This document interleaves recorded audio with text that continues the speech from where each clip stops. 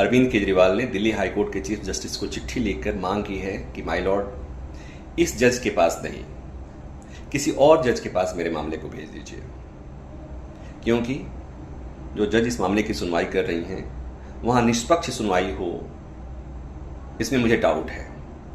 आपको पता है, निचली अदालत ने आबकारी नीति मामले में अरविंद केजरीवाल, मनीष सिसोदिया और बाकी आरोपियों को आरोप मुक्त कर दिया था। और आरोप मुक्त ही नहीं किया था, सीबीआई को लेकर के, जांच अधिकारी को लेकर के निचली अदालत ने काफ़ी सख्त टिप्पणी की थी।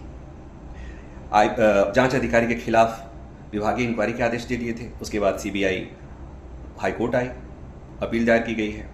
उस अपील पर केजरीवाल, सिसोदिया और वकीलों को नोटिस जारी हुआ था और उसी दिन इस मामले की सुनवाई कर रही जस्टिस स्वर्णकांता शर्मा ने ये कह दिया था कि दरअसल निचली अदालत के जज ने जो टिप्पणी की है वो सही नहीं है, प्रथम दृष्टया सही नहीं है और गैर जरूरी है।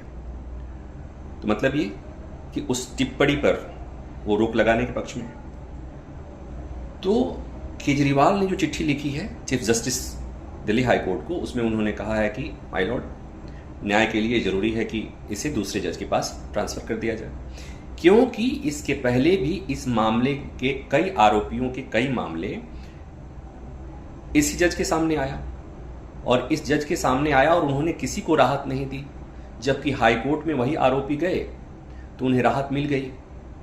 तो इससे मन में आशंका उठ रही है कि शायद जब ये सुनवाई करें इस मामले की तो निष्पक्ष न्याय न हो पाए, इसलिए इस मामले को आप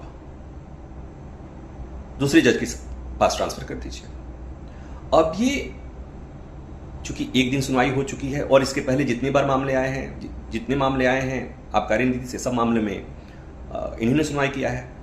तो ये केजरीवाल की चिट्ठी पर chief justice Delhi high court क्या फैसला लेते हैं वो उनका प्रेरोगेटिव है।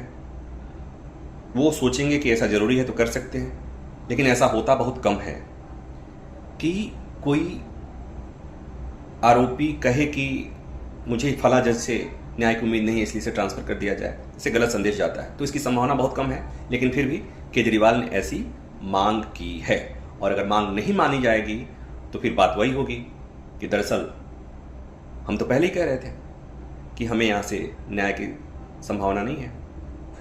डरे हुए हैं केजरीवाल, क्योंकि उन्हें लगता है कि निचली अदालत के फैसले से जो क्लीन चिट मिली है, जो आरोप मुक्त हुए हैं, मामला सब गड़बड़ हो जाएगा।